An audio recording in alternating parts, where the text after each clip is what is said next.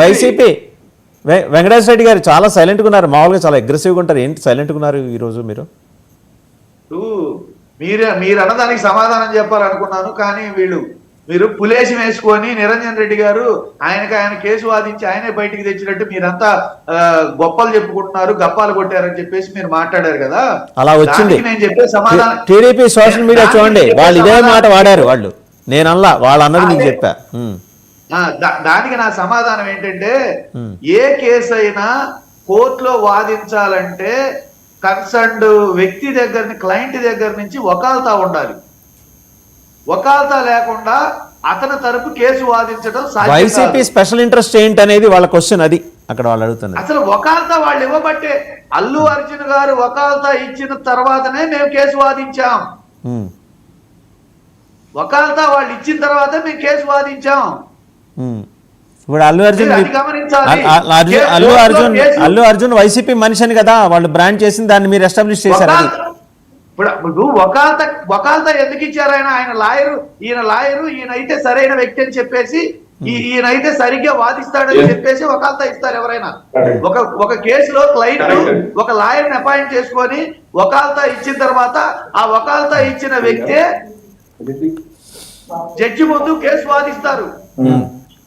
Minimum knowledge లేకుండా మాట్లాడుతున్నారు అంటే అది వాళ్ళ విజ్ఞత. ఒకసారి మీరు టీడీపీ సోషల్ మీడియా పోస్ట్ చూడండి, మీ వల్లే అల్లు అర్జున్ కి దరిద్రం పట్టిందని వాళ్ళు రాశారు. ఇంకొక మాట, సరే ఓకే, టీడీపీ సోషల్ మీడియా గురించి నేను మాట్లాడుతున్నాను.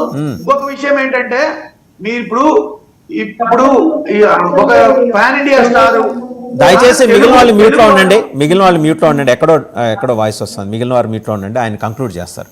వెంకటేశ్వర రెడ్డి గారు తెలుగువాడు పాన్ ఇండియా స్టారు, ఆయన ఒక అన్యాయం జరిగింది, ఎక్కడో కాదంబరికి జరిగిన అన్యాయానికి సుమోటోగా రాష్ట్ర ప్రభుత్వం రాగానే హడావుడి చేసినట్టుగా, మరి ఎందుకని అల్లు అర్జున్ విషయంలో ఎవరైతే కాన్స్పిరెన్సీ, దీని వెనక కాన్స్పిరెన్సీ కనుక ఉందని అనుకుంటే ప్రజలందరూ భావిస్తున్నారు, అన్ని పార్టీల వాళ్ళు దీని అరెస్ట్ వెనక కాన్స్పిరెన్సీ ఉంది అనుకుంటున్నారు. మరి దీన్ని ఎందుకు చంద్రబాబు నాయుడు గారు, పవన్ కళ్యాణ్ గారు దీన్ని తీసుకొని దీన్ని విచారించి దీన్ని ఫైండ్ అవుట్ చేయరు? చేస్తారులేండి, నిన్న రాత్రే కదా అది బెయిల్ వచ్చింది, వాళ్ళు మాట్లాడతారు, తొందరపడద్దు. వెంకటేశ్వర రెడ్డి గారు మహారాష్ట్రలో జరిగిన కాదంబరి విషయాన్ని సుమోటోగా తీసుకున్నట్టుగా. బాలకోట గారు ప్లీజ్ కంక్లూడ్ అండి, టైం కూడా అయిపోవచ్చింది. గారు ఒక మాట ప్లీజ్.